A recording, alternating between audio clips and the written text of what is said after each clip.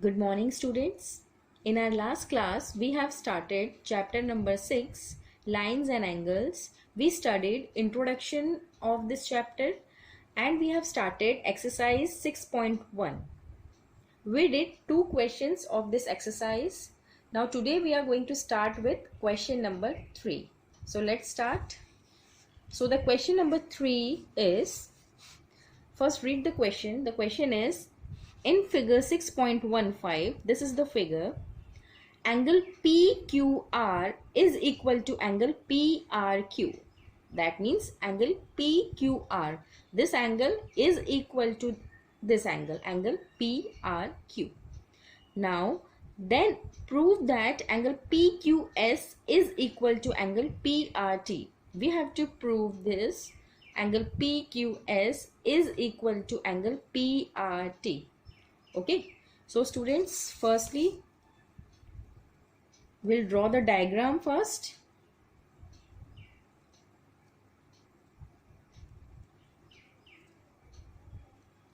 And P, Q, R, S, T.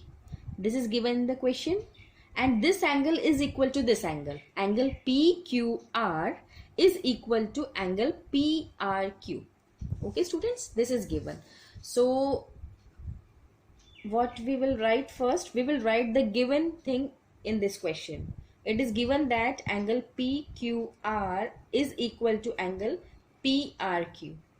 Okay, this is given in the question. Now, to prove, what we have to prove now? We have to prove that angle PQS is equal to angle PRT. Angle PQS, this is equal to this. This we have to prove. I will mark them. We have to prove this angle equal. So how we will prove, students? Now we know that ST is a line. Okay. So now the solution part. Proof. Okay. Now students, we know that ST is a line. Okay. If ST is a line and PQ is a ray standing on it. Okay. ST is a line and PQ is a ray standing on it. Then we can say that this angle, angle PQS plus angle PQR should be equal to 180 degree by linear pair. Okay. So what we will write?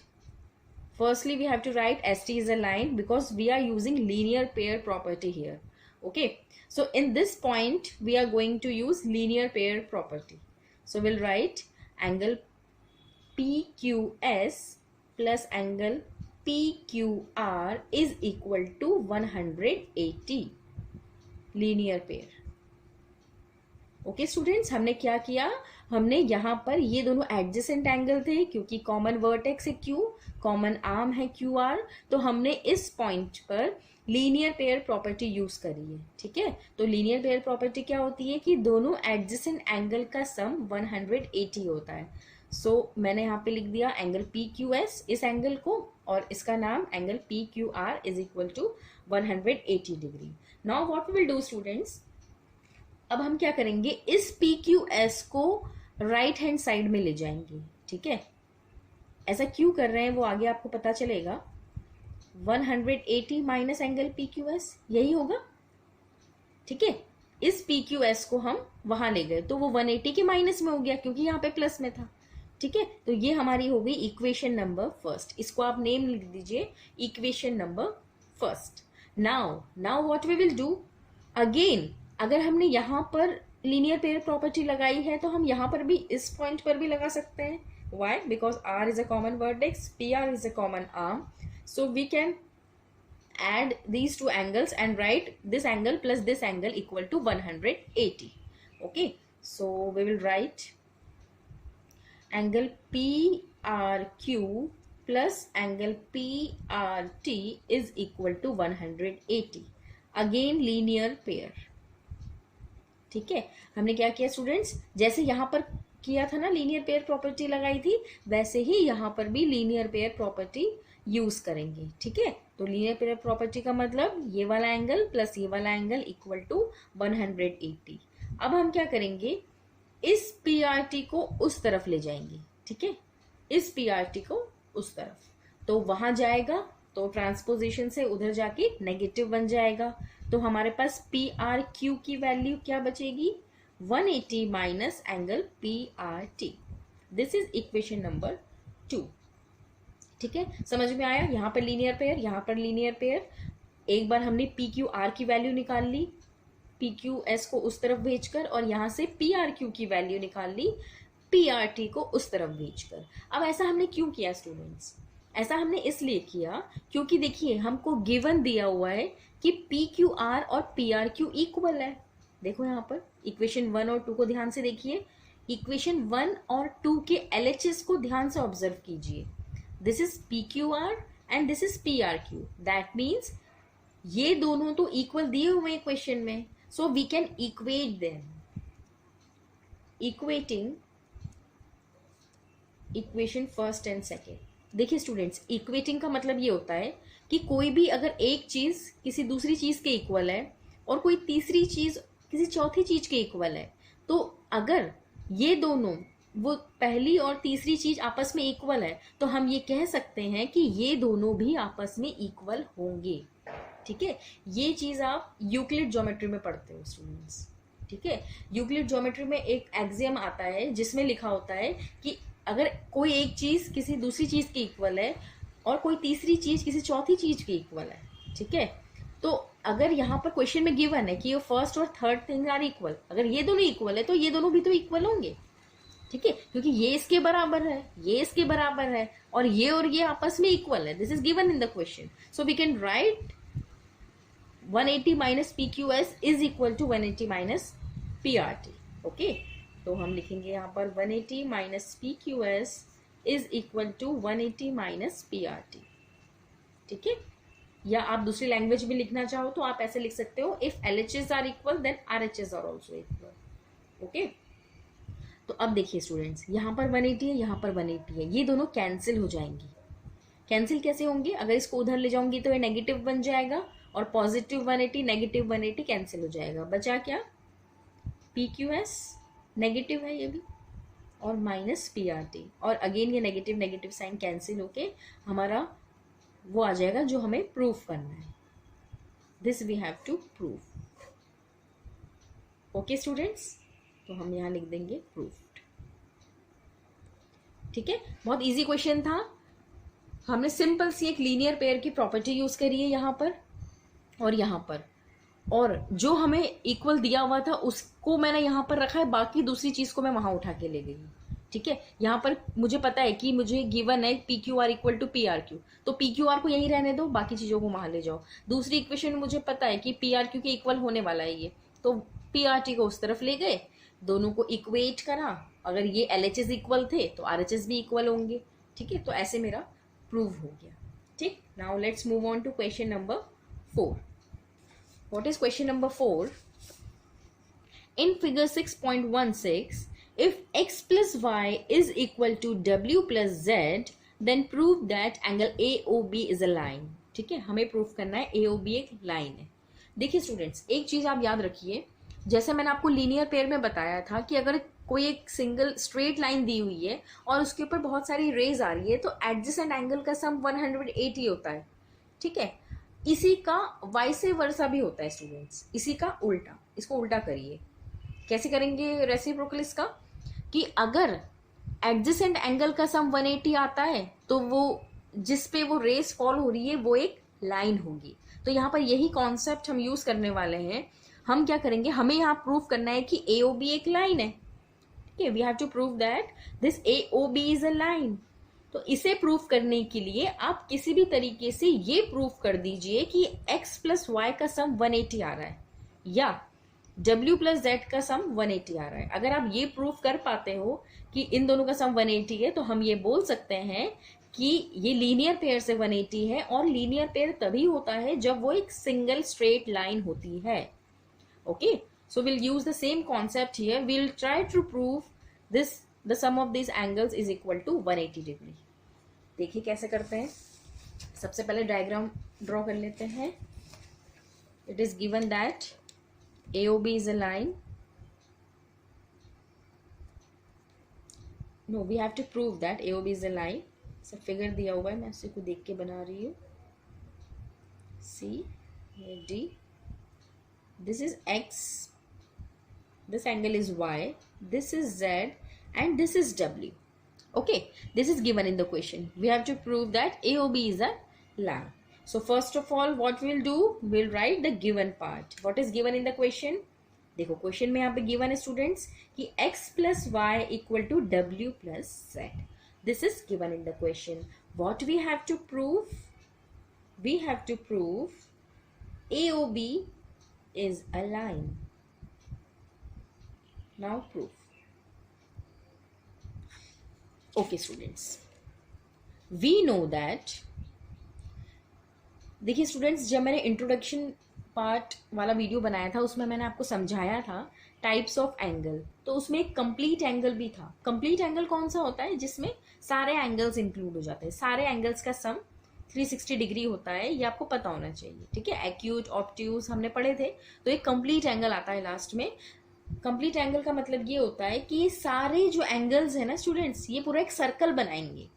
This angle plus this angle plus this angle plus this angle. हमें individually तो नहीं पता ये कितना है, but we know that the sum of all these should be equal to 360 degree. ठीक है, जैसे एक लाइन में, एक लाइन को हम बोलते हैं कि ये स्ट्रेट लाइन है तो ये 180 डिग्रीज का सम होगा. तो ये 180, ये 180, that means 360. So we can write that x plus Y plus Z plus W is equal to 360. ये हमें पता है कि किसी भी फिगर में सारे एंगल्स का सम 360 होता है. कंप्लीट एंगल, इसे कंप्लीट एंगल कहते हैं. ठीक है, जिसमें सारे एंगल्स आपने इंक्लूड कर दिए. ठीक है, now students see here x plus Y plus Z plus W. देखिए x प्लस वाई, इसको थोड़ा सेपरेटली आप देखिए ध्यान से. x प्लस वाई को तो ऐसे ही रहने दीजिए. क्या मैं z प्लस डब्ल्यू के प्लेस पर x प्लस वाई लिख सकती हूँ? Just see from the given portion. Given portion में दिया हुआ है कि x प्लस वाई और y प्लस जेड भी इक्वल है. तो इस z प्लस डब्ल्यू के प्लेस पे मैं x प्लस वाई लिख सकती हूँ ना, क्योंकि ये इसके इक्वल है. That means in place of this z plus W I can write x plus Y. इस x प्लस वाई को मैंने कुछ नहीं किया. ठीक है, इसको तो एज इट इज लिखा. ये लास्ट वाले जो दो है ना z और w, इस z और w के प्लेस पे मैंने x प्लस वाई लिख दिया. ठीक, ऐसा करने से क्या फायदा होगा स्टूडेंट्स? देखिए अब ये जो पूरी इक्वेशन है x और y के टर्म्स में आ गई. That means now I can add them. x plus x will be 2x, y plus y will be 2y, right, equal to 360. अब देखिए इधर भी 2 है, इधर भी 2 है, तो I can take common. x plus Y is equal to 360 degree. So x plus Y will be, अब ये मल्टीप्लाई में है तो इक्वल टू के उधर जाएगा तो ये डिवाइड में हो जाएगा. So x plus Y is equal to 180 degree. देखिए x प्लस वाई हमने 180 डिग्री लिख लिया. तो हम ये लिख सकते हैं कि सिंस, देखिए 180 आया, इसका मीनिंग क्या है कि x प्लस वाई ये दोनों एंगल का सम 180 आया. दैट मीन्स ये लीनियर पेयर बना रही है, क्योंकि लीनियर पेयर में दो एडजेसेंट एंगल का सम 180 आता है. और अगर ये लीनियर पेयर बना रही है तो हम ये कह सकते हैं कि ये AOB एक लाइन है. ठीक है, तो हम यहाँ क्या लिखेंगे? Since x and y forms a linear pair, therefore AOB is a line. It is a line. वो लाइन है तभी वो लीनियर पेयर बना रही है. ठीक है students, now let's move on to question number 5. Okay, what is question number 5? This is important students. Question number 5 is the important question of this exercise. What is the question? POQ is a line. POQ एक line दी हुई है. ठीक है, line दी हुई है तो दिमाग में क्लियर कर लो कि हम लीनियर पेयर लगा सकते हैं. ठीक है, रे OR is perpendicular to line PQ. This O R ray is perpendicular to P O Q. Perpendicular का मतलब क्या होता है स्टूडेंट्स? 90 डिग्री। दैट मीन्स ये जो ओ आर लाइन है, this O R line is making 90 degree angle with this P O Q. Okay, now next what is given? O S is another ray lying between rays O P and O R. अब देखिए students, ये O S एक और रे है, एक रे तो ओ आर है जो 90 डिग्री का एंगल बना रही है इस लाइन पर, और एक और रे है ओ एस जो इन दोनों के बीच में आ रही है। ठीक है, OP और OR के बीच में है। Now what we have to prove? We have to prove that angle ROS is equal to half of angle QOS minus POS। ठीक है, तो चलिए प्रूफ करते हैं। First of all will draw the diagram.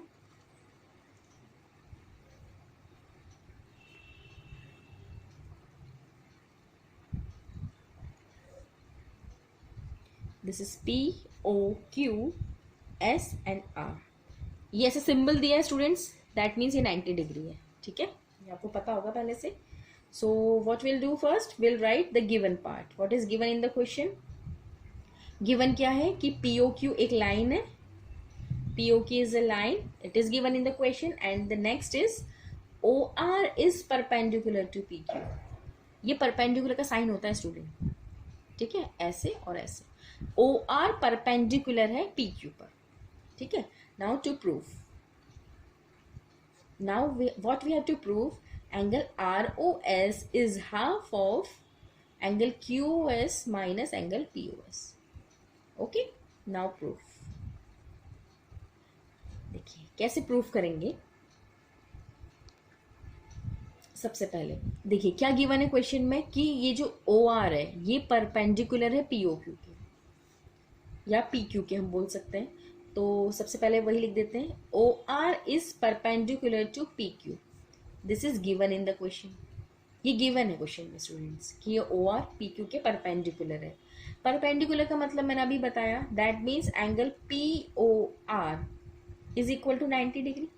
ऐसा लिख सकते हैं, ये परपेंडिकुलर है दैट मीन्स ये 90 डिग्री है, और अगर ये 90 है तो ये भी तो 90 ही होगा।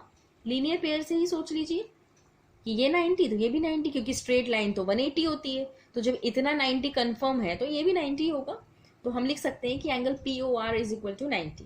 अब देखिए स्टूडेंट, जब मैंने इंट्रोडक्शन का वीडियो बनाया था उसमें मैंने आपको बताया था कि एडजेसेंट एंगल जो भी होते हैं लाइक दिस, अभी आप इतना हाइट करिए, जस्ट लुक हियर, ये एडजेसेंट एंगल है ना, angle POS and angle ROS।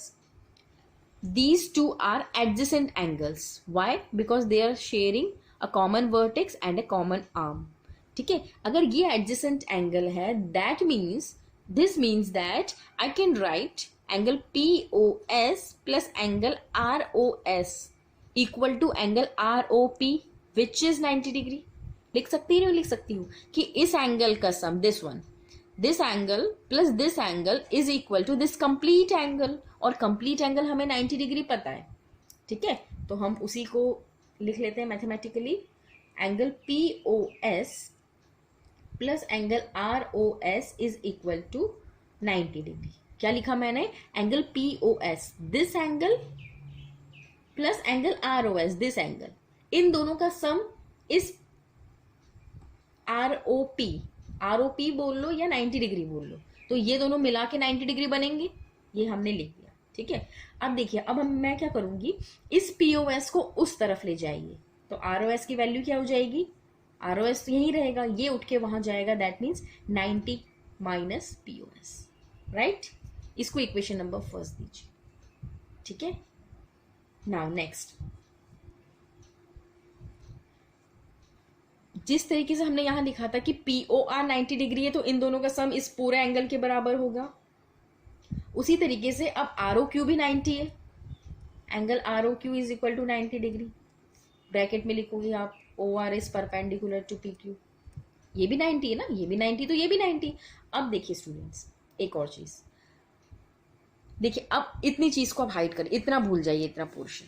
ठीक है, हमें सिर्फ इतना ऑब्जर्व करना है।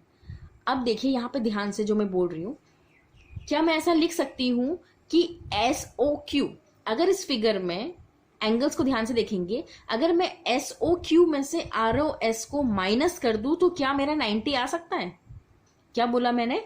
एस ओ क्यू, ये बड़ा वाला जो ऑब्ट्यूज एंगल दिख रहा है, इस ऑब्ट्यूज एंगल में से इस आर ओ एस को, ये ऊपर वाले को माइनस कर दीजिए, इस ऑब्ट्यूज एंगल में से इस आर ओ एस को माइनस कर दीजिए, तो ये 90 के बराबर आ जाएगा ना।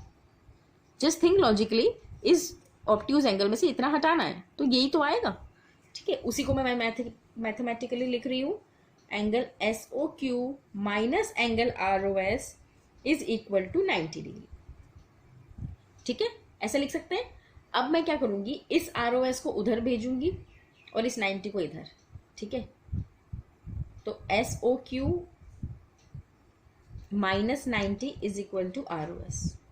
शिफ्टिंग कर दी मैंने, आर ओ एस को इधर, 90 को इधर। ठीक है students, is it clear now? हमने क्या किया, इस जगह पे प्रॉपर्टी लगाई कि इन दोनों का सम इस पूरे एंगल के बराबर है, और फिर यहां पर ऑब्ट्यूज एंगल ले लिया, और obtuse angle minus 90 is equal to this angle. ठीक है, ऐसा हमने लिख दिया। अब मैं क्या करूंगी, इन दोनों इक्वेशंस को ऐड करूंगी। इक्वेशंस ऐड हो जाती है स्टूडेंट्स, ऐड होना मतलब एलएचएस को एलएचएस में ऐड करना और आरएचएस को आरएचएस में ऐड करना। Adding equation first and equation 2, so what we will get, देखिए यहाँ पर आर ओ एस के इक्वल में क्या है, 90 माइनस पी ओ एस। यहाँ पर आर ओ एस के इक्वल में क्या है, S O Q minus 90। That means this R O S will be added to this R O S. इसे या तो आप ऐसे लिख लीजिए स्टूडेंट्स, यहाँ पर एक बार थोड़ा सिस्टमैटिकली लिख लीजिए तो आपको कंफ्यूजन नहीं होगा। ऐसे लिख लीजिए, ठीक है, क्योंकि आप बोलोगे कि इस तरफ वाले को इस तरफ वाले से कैसे ऐड कर दिया। इसको इधर लिखिए, इसको लिख सकते हैं हम, कोई भी दो चीज इक्वल है तो इसको इधर लिख लो, उसको उधर लिख लो, नो प्रॉब्लम, हम लिख सकते हैं। ठीक है, ये इक्वेशन नंबर सेकंड है। तो अब मैं क्या करूंगी, इस आर ओ एस को इस आर ओ एस में ऐड करूंगी, और इस मतलब एलएचएस एलएचएस में ऐड होगा, आरएचएस आरएचएस में ऐड होगा। तो क्या लिखेंगे students, R O S plus angle R O S equal to, पहले वाली इक्वेशन में आरएचएस क्या था, 90 माइनस पीओएस, और सेकेंड वाली इक्वेशन में आरएचएस क्या था, एसओ क्यू माइनस 90। ये पहली वाली इक्वेशन का आरएचएस है, ये सेकेंड वाली इक्वेशन का आरएचएस है। ठीक है, दोनों को साथ में लिख दिया, दोनों को ऐड कर दिया। अब देखते हैं कुछ कैंसिल हो रहा है क्या। सी हियर 90 और 90 कैंसिल हो जाएगा, यहाँ बचा आर ओ एस, दो बार आर ओ एस आ गया तो मैं 2 times of R O S लिख सकती हूँ ना।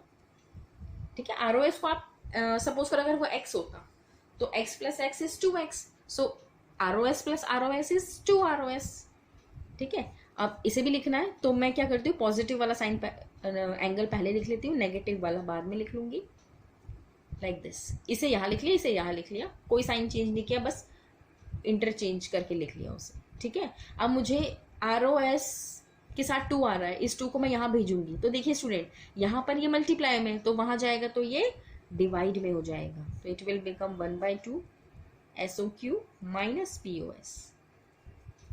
ठीक है, अब प्रूविंग पार्ट देखिए, क्या यही प्रूफ करना था हमें, R O S equal to half of Q O S और एस ओ क्यू, एक ही बात है। ठीक है, बात ओ एंगल की हो रही है, माइनस पीओएस। ओके, ठीक है, देखो कंफ्यूज नहीं होना है, बिल्कुल कंफ्यूज नहीं होना है। क्वेश्चन को ध्यान से देखोगे, गिवन टू प्रूफ लिखोगे, प्रूफ में सबसे पहले इस तरफ 9 वाली प्रॉपर्टी लगाओगे, एडजेसेंट वाली, कि इन दोनों एंगल का सम इस पूरे एंगल के बराबर है और वो 90 है, तो ऐसे लिख दिया था मैंने। वहां से मैंने आर ओ एस की वैल्यू निकाली। ठीक, फिर दूसरी पार्ट में मैंने क्या किया, इस पोर्शन को हाइड किया, और ये ऑब्ट्यूज एंगल जो दिख रहा है क्यू ओ एस, वो किसके बराबर होगा, Q S is equal to this R O Q plus R O S. तो यहां से मैंने फिर आर ओ एस की वैल्यू निकाल ली, दोनों तरफ आर ओ एस की वैल्यू निकल गई, उसको इक्वेशन के नाम दे दिए और दोनों इक्वेशंस को ऐड कर लिया, तो हमारा ऐड करके ये प्रूविंग पार्ट आ गया। Okay students, now let's move on to question number 6। See what is the question. अब देखिए इस क्वेश्चन में स्टूडेंट्स डायग्राम नहीं दिया है, diagram is not given, we have to read the question and we have to make the diagram. What is given in the question? It is given that angle XYZ equal to 64 degree. कोई एक angle है XYZ जो कि 64 degree का angle बना रही है। 64 मतलब एक्यूट है, तो मैं थोड़ा सा अप्रोक्सीमेशन के साथ ऐसे ही बना लेती हूँ, दिस XYZ, ये 64 गिवन है स्टूडेंट्स। ठीक है, अब क्या दिया आगे, XY is produce two point P, produce मतलब एक्सटेंड कर दिया, तो ये एक्स वाई अब यहाँ से एक्सटेंड करने की बजाय हम यहाँ पे एक्सटेंड करते हैं। इसे कहाँ तक एक्सटेंड किया है, P पॉइंट तक इसे प्रोड्यूस किया है, मतलब आगे और बढ़ा दिया। और क्या बोला है, draw a figure from the given information. Given information को देख के वो हमें फिगर बनाना है। और इफ, एक और कंडीशन दी है, if ray Y Q bisect Z Y P. अब जेड वाई पी देखो कहाँ है, जेड वाई पी ये तो यहाँ पर है, और इसमें बोला है कि वाई क्यू एक रे है जो कि बाइसेक्ट कर रही है जेड वाई पी को। बाइसेक्ट करना मतलब स्टूडेंट होता है इक्वल पार्ट्स में डिवाइड करना। तो वाई क्यू एक रे आ गई जो कि डिवाइड कर रही है इस पूरे ऑब्ट्यूज एंगल को टू पार्ट्स में। तो हमें क्या फाइंड आउट करना है, we have to find out angle X Y Q and reflex of Q Y P. Okay, देखिए जो गिवन है वो लिख लेते हैं पहले। क्या दिया हुआ है, Y Q bisects angle Z Y P. ठीक है, ये तो गिवन है क्वेश्चन में। और एक और चीज गिवन है जो एंगल है, angle X Y Z is equal to 64। ये गिवन इंफॉर्मेशन थी to prove what we have to, sorry, we do not have to prove anything, we have to find. So you will write, we have to find angle XYQ, this we have to find, and reflex of angle QYP। ठीक है students, ये हमें find out करना है। तो चलिए solution करते हैं। बहुत इजी सॉल्यूशन है, बस डायग्राम थोड़ा सा आपको देख के बनाना पड़ेगा। जो जो लिखा हुआ है सेंटेंस के हिसाब से आप उसे साइमल्टेनियसली ड्रॉ करते जाएंगे तो कंफ्यूजन नहीं होगा। ठीक है, अब देखिए बाइसेक्ट का मतलब मैंने आपको बताया, कोई भी लाइन अगर बाइसेक्ट हो रही है दैट मीन्स वो लाइन इक्वल पार्ट्स में डिवाइड हो रही है। कोई भी एंगल बाइसेक्ट हो रहा है दैट मीन्स वो एंगल इक्वल पार्ट में डिवाइड हो रहा है। दैट मीन्स फॉर एग्जाम्पल अगर ये जेड वाई पी, अगर जेड वाई पी की वैल्यू 120 है ना, तो इसका मतलब ये 60 होगा, ये 60 होगा, आधा आधा। ओके, चलिए अब हम प्रूव कर लेते हैं। देखिए क्वेश्चन में गिवन है कि ये लाइन है, P x is a line. तो देखिए स्टूडेंट्स, यहां पर ऊपर हम लीनियर पेयर प्रॉपर्टी लगा सकते हैं। So we can write angle X Y Z plus angle Z Y Q plus angle Q Y P is equal to 180 degree. ऐसा लिख सकते हैं, नहीं लिख सकते, लीनियर पेयर वाली प्रॉपर्टी लगाकर।